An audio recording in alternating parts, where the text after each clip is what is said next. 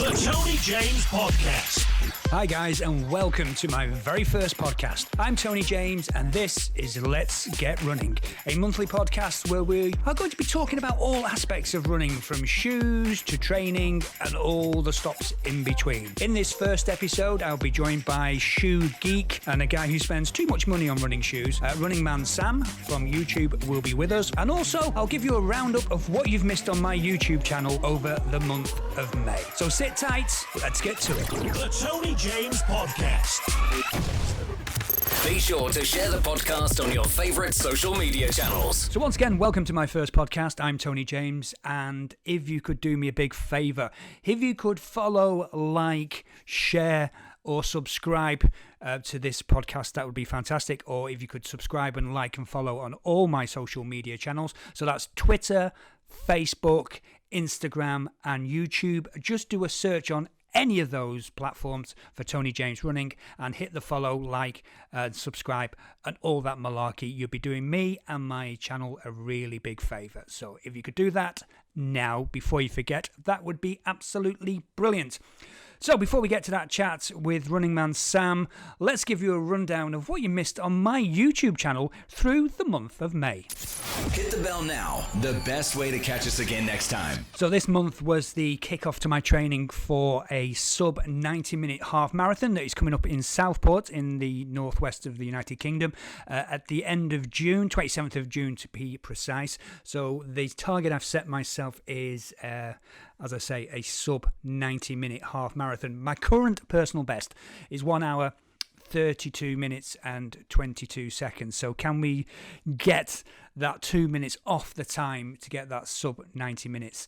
Well, we're working hard, and you can follow that journey on my YouTube channel. There are quite a few videos on there where I've gone through my weekly training for that particular week, highlighting what I've been doing, highlighting the interval sessions I've been running, and also what other training runs I've done. And you can join me on the journey, see those training sessions, and also see the delights of the wonderful Fylde Coast where I'm actually doing most of my running, where I live. And you can follow me on that journey on a weekly basis. So if you go over to YouTube, there are those weekly training videos for you to catch up on.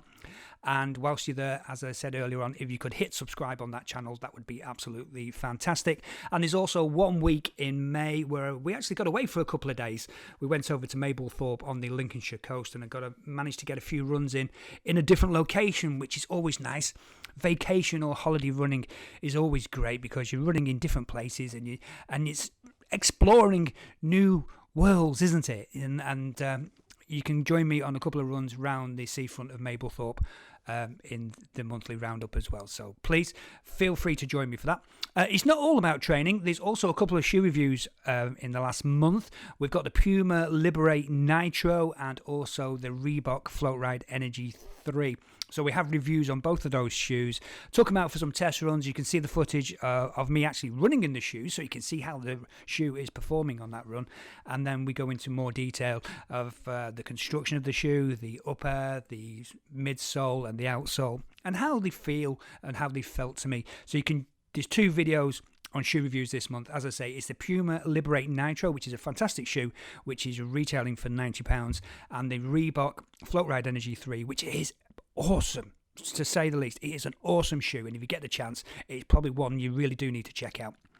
You'll find out more about that later on when we discuss it with Sam in this podcast, but they're retailing at £75. But both Puma and Reebok, there are always discounts to be found, so have a hunt around on the internet. You'll probably find a discount. But yeah, if you want to know more about those 2 shoes, again, head over to my YouTube channel. Just do a search for Tony James Running, click subscribe, and you will find those shoe reviews there. As I say, it's not all about the gear. There's also a couple of interviews with some running friends of mine. You can join me with a live chat or a rerun of a live chat I did with Layla Brooke, who is a ultra runner, and as she describes, ultra running is a slow moving buffet. If you want to know more, go and see that live chat recording on my YouTube page. Goes into it in a bit more detail about ultra running, what it's all about, how you train for it. So it's a very good watch. And also there is an interview with a running friend of mine, Coach Tim Caldwell. We basically discuss in a half an hour of why you should run a marathon. You've probably been thinking about it, but we actually go into a bit more detail of why you should actually get up and run that marathon and what you should do about the training for it.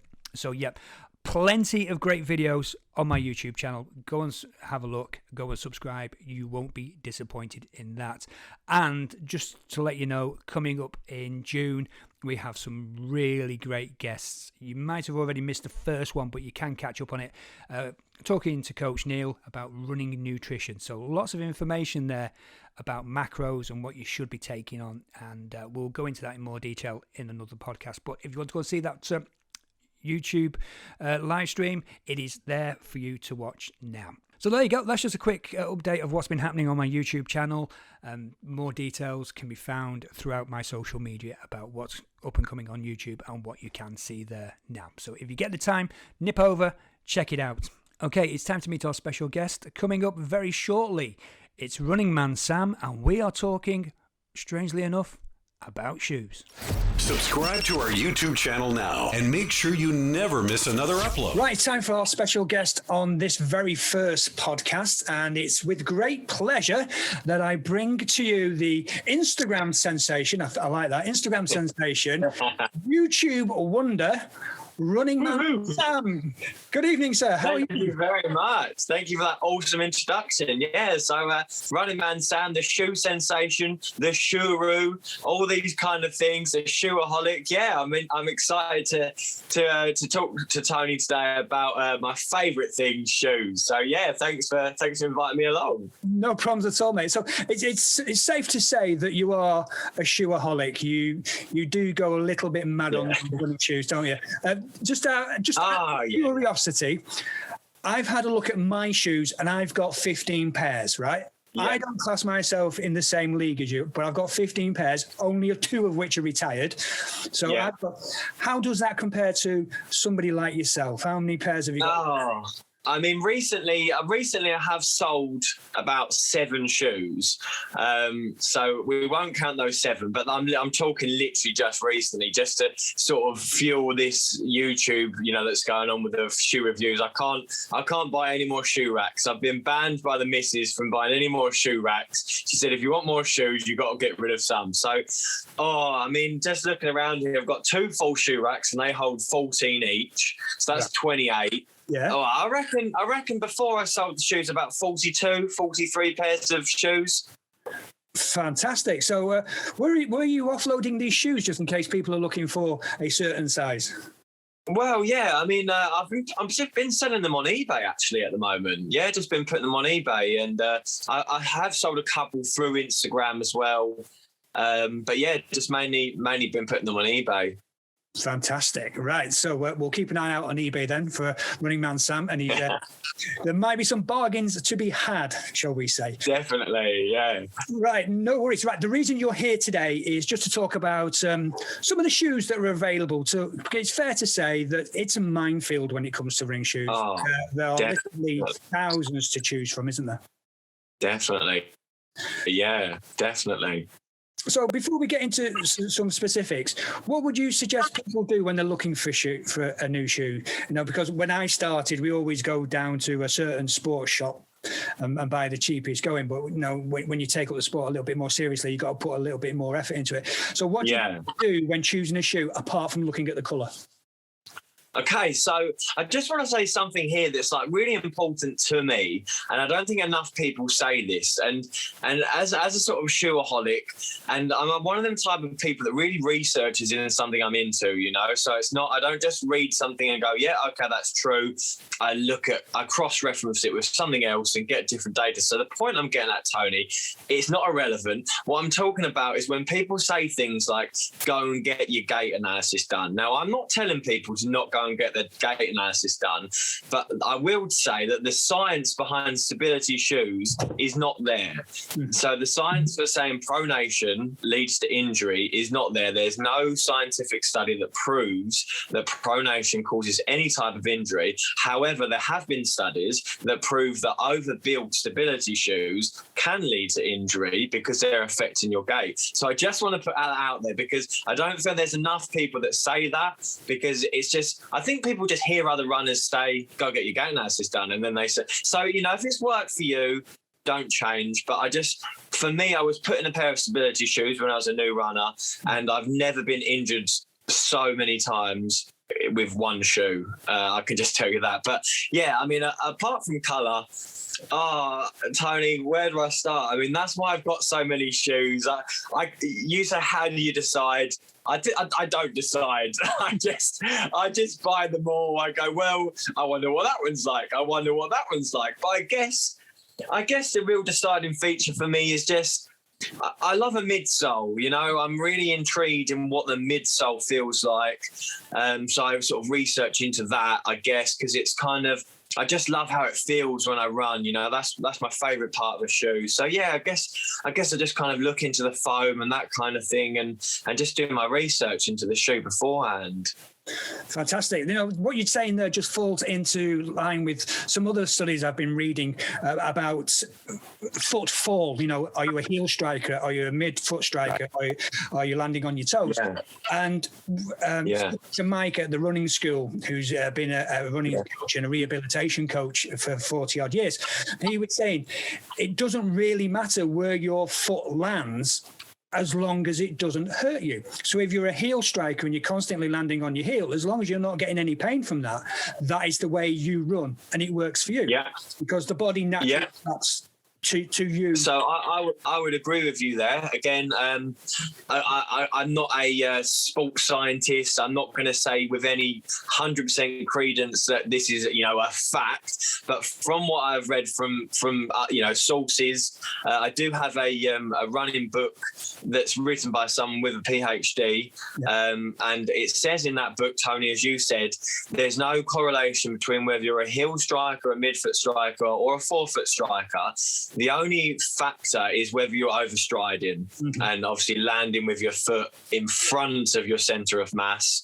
That's more likely to cause an injury. It seems, again, that there's no real evidence between, as you say, whether you heel strike, midfoot strike, or whether you land on your forefoot. So, yeah, I think you've got a good source of information there as well. Fantastic. So we've totally digressed to where we were going with this. We have, but it's all relevant in a way. No, it is all relevant. Might actually cut it down into 2 sections, actually. Anyway. Oh, God, throat's going now. Right, so moving on then, the reason we've got you on the show is to talk about shoes, which you might have a knowledge about. So first of all, let's look at a few of the shoes that are currently available. And I'd like to start with Nike and the Pegasus 38. Now, before we go into that shoe, where did you fall on the 37? Because that seemed to be a love-hate shoe, with most people landing on the hate side of it. Where did you sit on that?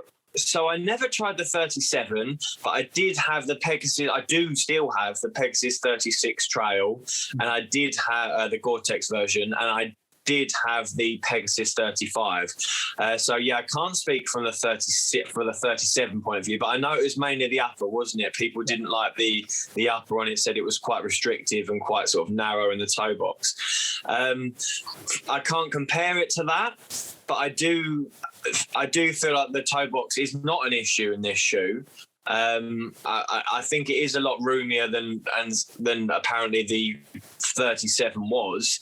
But I mean, for me, I don't know if anyone has seen my YouTube review, but Honest Man Sam is what it's all about. So if I don't like a shoe, it's got credence to what I say. So I don't just say I don't like it, and I base a shoe review on the fact that I've got so many shoes and have run in so many shoes that I base it on what other shoes does that compare to that I've got. So a Pegasus 38 is a daily trainer.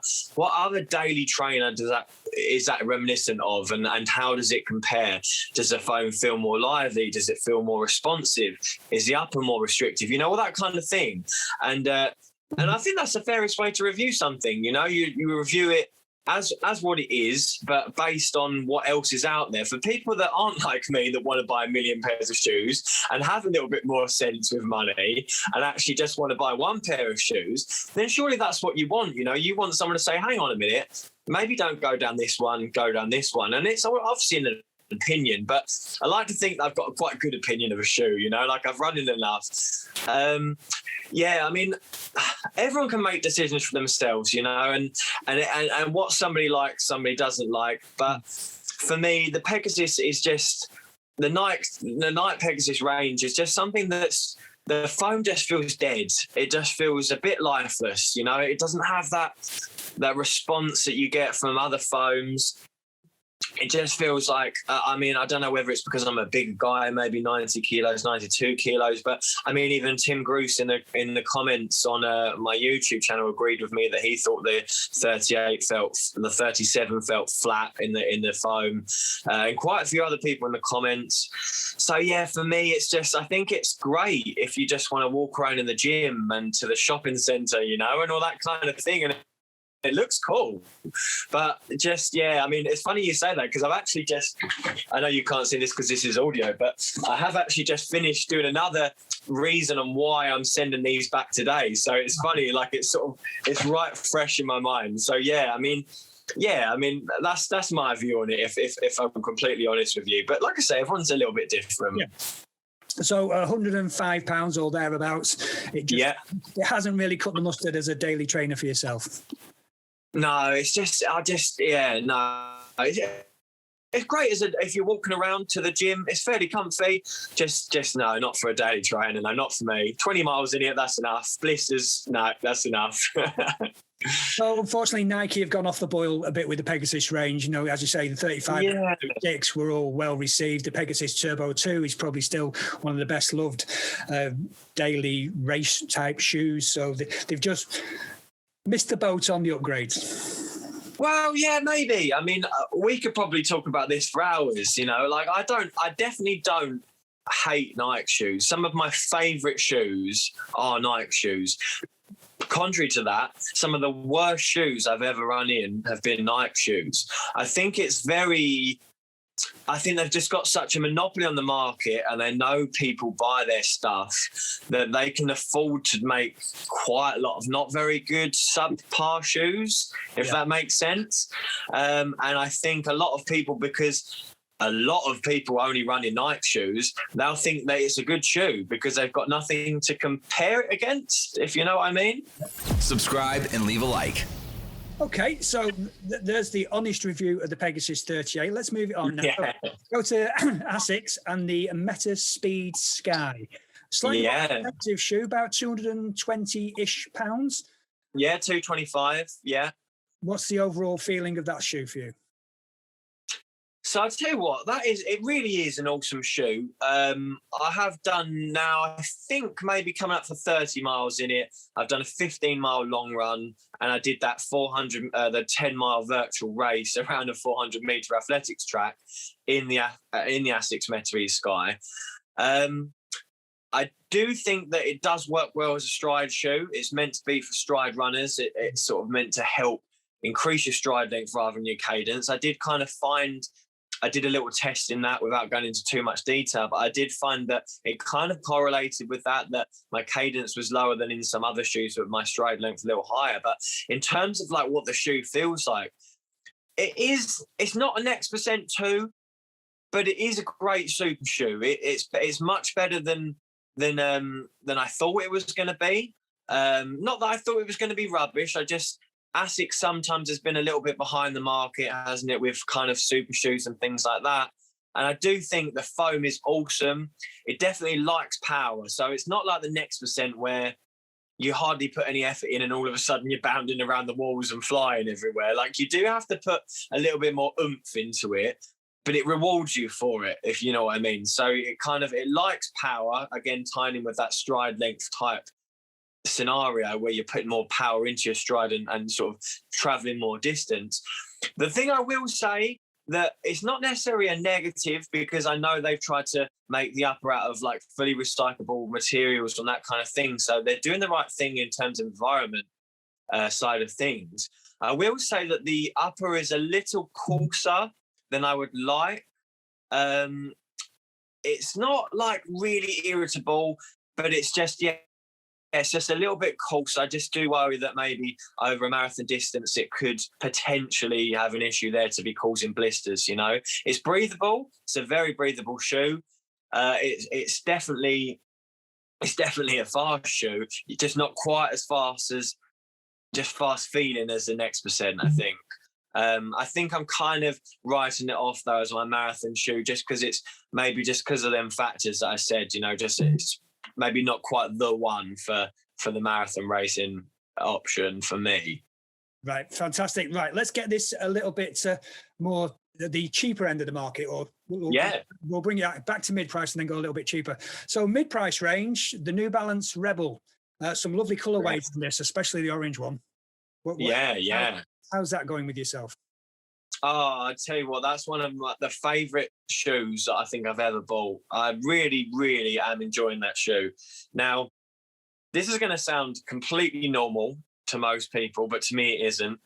I ran in that shoe 3 days in a row, and that literally never happens. Like, most people obviously do that all the time. Sometimes I might not wear one pair of shoes for, I don't know, 6 months, you know, because it's like I'm just using this. All my shoes are kind of like in my rotation. I never retire them. I just might not use them for ages because something else has come out, and I just prefer the feel of that. And, it's fun, you know, it's just fun to run in. It's just bouncy, it's springy, but it's also just inherently stable. It just feels stable for me because it's not got a 1,000,000-foot stack height like some of these other racing shoes or these other training shoes. I was worried that it would be super soft, and I was like thinking, this could be a bit of an issue, but it didn't really translate to the running. It still feels soft, but not in a like overly mushy, horrible kind of way, just like a bouncy kind of way, like a good bouncy kind of way. The one thing to look out for that shoe is the sizing. So I think it's quite a theme, supposedly, with New Balance, that I think it's the way that the UK and the USA translations come out in terms of sizing. So I think it's a size 12 USA in my size 11 men's UK, but in other shoes it's like a 12.5 or something like that, you know. Like, so basically if I wanted like an 11 UK, I would need to get like an 11.5 for it to translate to the same USA version. Basically, long story short, it runs small. It runs probably half a size small. That being said, I did get it in a size 11, which is what I always get my shoes in. And although it's not the room I would potentially normally like, it hasn't caused any problems. So I can't necessarily downgrade it for it because it's not caused any problems. The longest I've run in it is an 8 miler. So maybe if you was going, 18, 20 miles, maybe where your feet are swelling up towards the end, that could be an issue. Just sort of like thinking for people, if you was going to use it for longer runs. So maybe would size up. I know people have sized up on it that I've recommended it to, and they're glad that they have. So that's one thing to watch out for. But other than that, it's just fun. It's just a fun shoe to run in. Fresh Foam X, is it? No, it is the fuel cell foam. Oh, fuel cell. So fuel cell. So it's in the Propel, but I think it's a slightly sort of firmer version in the Propel. And it's also in the RC Elite and the TC. So I haven't actually run any of them shoes, but that makes me really excited to try the RC Elite too, actually, because if it's that sort of foam mixed with a carbon fiber plate, I think that's going to be a really good option.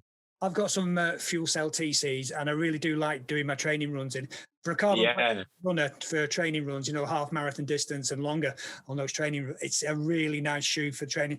Don't think I'd wear it for a race, but for training, I really do like the fuel. Yeah, Stephen, who I did my live with, he's got the guy from Glasgow. He's got a fuel cell TC, and he just says that's just so awesome to run in. Like, it's just, and I can imagine now that I've run in the New Balance Rebel, I can feel it, like, definitely. So I think the RC Elite will be definitely something that I'll be buying as soon as that comes out. Let's put it that way.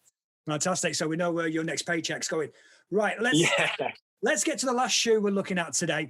And we're going down the other end of the market, the more affordable end of the market. And I know you love this shoe. I love this shoe. Everybody we speak to loves this shoe. The Reebok Float Ride Energy 3. Yeah. Well, I mean, as I said to you about the Pegasus 38, I like to try and think about what it is people that are only going to buy one shoe are thinking about. If I was to buy one shoe, what would I be thinking about? And that's things like, what do you get for the shoe in terms of performance, versatility, durability, fit, feel for the money that you're paying? And is it worth that? And where do you start with a float ride? It's awesome because not only can you often get that shoe for £50, £30, even at £75 full price. I mean, even if you bought it for full price, that's still an absolute steal compared to almost every other daily trainer on the market. And when I bought the Float Ride Energy 2, the first Float Ride Energy that I tried, I didn't expect anything from it. I just thought, well, it's 50 quid. If it's rubbish, it's rubbish. So my expectations were low. And when I ran in it, the foam is just, it's not like, it's just a combination of all the right factors, I think, the foam. Like, it's not too soft. It's not too firm. It's kind of like the Goldilocks porridge kind of foam, you know, like it's just got that right consistency in the bounce, but also like the absorbativeness. I love using that word. It absorbs the impact quite nicely without kind of feeling like you're sinking too far into the ground. I feel like the lockdown on the shoe is awesome. I do think that the foam in the Float Ride 3 is a tad firmer than the Float Ride 2. I don't know whether they did change the formulation a little bit between the two iterations. I feel like it's a tiny little bit firmer, but not in a detrimental way. And I do, as we spoke about on your review, Tony, think that the Symmetros is a slightly softer variant of it as well. I've got no facts to base that on. That's just what I feel just from running it. Maybe it's the fact that the Symmetros has that higher stack height, that you can feel a bit more foam. I don't know, but yeah, I mean, £75, £50, £30, and it's just awesome. You know, it's well, I say it's underrated, but I think they're finally starting to sort of get the love that they deserve a little bit. Reebok now, I think. Hopefully more reviewers, you know, obviously I'm always saying that they're good, only if they are good. I wouldn't say it if they weren't. And, you've put a review out there saying that you think it's a good shoe too. So hopefully, more people, and I know that I've recommended the shoe to, I think I'm at like 33 confirmed purchases now. There's no commission. It's just pure trying to help people out. And I'm up to about 32, 33 people now that have bought the shoe in the sale most of the time. And every single one of them has said that they love it. They think it's absolutely awesome. So, I mean, that's pretty good going, to be fair. Yeah, as you say, £75 on the website. Sign up for the newsletter, 20% off straight away. Yeah, definitely. You're down to £58, £60 straight away. And if they've got on, I have seen it as low as £28. Mental. £28 for this shoe. It is definitely worth every single penny. The value of the shoe is brilliant. I wore it for a week non-stop. As soon as I got it, I wore it for the whole week. So I know what you're talking about. Yeah. Just wearing them. And we're doing easy runs at 8:20 per mile pace. Yeah. And I was doing intervals at 5:50 per mile pace. You got the full range. And it was spot on for every single thing. And the one thing I will say, and it's on my review, the thing I really do like about it is the outsole. It is so grippy. It's so as I said, as said in my review, broke my shoulder earlier on this year. So I'm a lot more cautious when I'm going around corners or on loose surfaces. And that cheap shoe feels the best underfoot. Definitely. I mean, the outsole grip is immense, isn't it? It's so grippy and tacky, and it doesn't feel like it holds you back either. Like sometimes if a shoe, you can feel like as you're going through the gait cycle, the rubber's getting in the way a little bit. It's sort of maybe holding your stride back a little bit. And I never get that sensation from the Float Ride. I mean, I haven't used it loads in the rain, but I had used a Float Ride 2 a lot in the rain. It's got the same sort of grip. It's one of the ones that if it was raining, it would be one of the shoes that I'd put on, definitely. It's just awesome how they've just managed to get so much grip, so much response from the foam, a great fit for, as we say, like as little as £28 sometimes, like it just makes you wonder, doesn't it? Like the likes of sort of Nike and all those kind of things where you're paying all these prices that are so much higher, and sometimes, in my opinion, far substandard compared to the likes of the Reebok Float Ride 3. So again, I say it again because it's true. That's what I base all my reviews on, a fair test of, I don't care what the brand is, I don't care who made it, and if I get to the stage where I'm getting shoes sent for free, I don't care. If a shoe is not good, I don't care what brand it is, it's all about what it feels like, what value for money you're getting, and all that kind of thing. I want to give the people a fair review of a shoe, and I don't think there's anything bad I can say about the Float Ride 3 at all for £75. If it was £170, £180, that would be a different story, but there's no, it wouldn't be, because no other daily, say for example, the Pegasus Turbo 2 was £160, £170. I would argue that maybe it's in the same sort of class as a Pegasus Turbo 2, maybe not quite as responsive and light, but Joe, who I had on my channel, Tony, after Stephen, she loved the Pegasus Turbo 2. And she wanted a replacement for it. So I said, it's not quite as poppy, but go for the Float Ride 3. And she said that it's a pretty close replica of it. So, even for £160, I think it would be a decent shoe. Not that I'd pay that, but, you know the point I'm getting at there. Fantastic. Right, we'll leave it there. Sam, thank you very much indeed for your time this evening. No worries at all. Greatly appreciate it. Speak to you again soon. Definitely. Thank you for having me. Speak to you later. If you like us, leave a comment below. The Tony James Podcast. Thank you very much for listening to my first podcast. If you could rate and review, that would be absolutely fantastic. If you're watching this on YouTube, if you could give us a like, and if you could subscribe to the channel as well, that would be absolutely fantastic. So don't forget to check me out on all your favourite social media, Twitter, Instagram, Facebook and YouTube. Just do a search for Tony James Running. That's it for now. I will see you again soon. Till then, let's get running. The Tony James Podcast.